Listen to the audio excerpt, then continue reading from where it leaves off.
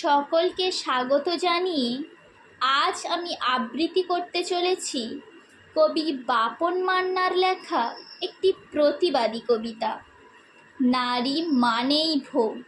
এই কবিতায় সমাজের নারীর প্রতি অবমাননা, সহিংসতা এবং অন্যায়ের বিরুদ্ধে তীব্র প্রতিবাদ তুলে ধরা হয়েছে।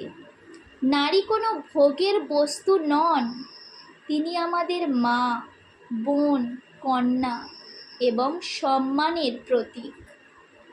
আসুন মনোযোগ দিয়ে শুনি কবিতাটি।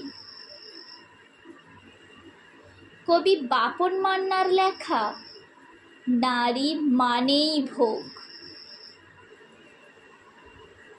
সারা বছর থাক না মাগো দেশটা আলো করে, পাপের অন্ধকারে মাগো দেশটা গেছে ভরে।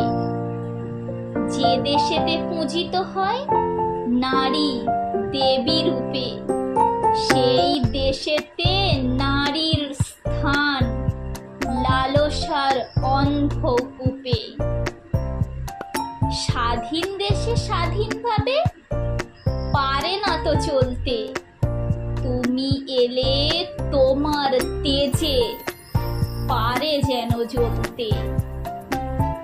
পথে ঘাটে লোক সমাজে ধর্ষিত হয় মেয়ে, সেই আবার দোষী হয় ন্যায়ের বিচার চেয়ে।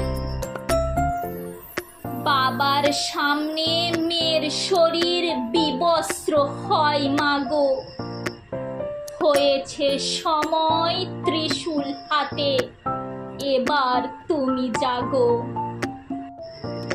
কেউ বা বলে ধর্ষণ নাকি সর্দি কাশির মতো, ওগুলো তো বাচ্চা ছেলের দুষ্টুমি সব যত। মেয়ে হয়ে জন্ম নিয়ে ঘরের মধ্যে রবে, রাত বিরেতে বের যদি হয় ধর্ষণ তা তো হবে। নারী মানে মা নয় এখন, নারী মানেই ভোগ। তিনের কন্যা বাদ যায় না এদের এমন রোগ। তোমার কন্যা মুরগি এখন খোটাস বাইরে ঘোরে, আসবি যদি আইনা মাগো চণ্ডিকা রূপ ধরে। সারা বছর থাক না মাগো দেশটা আলো করে,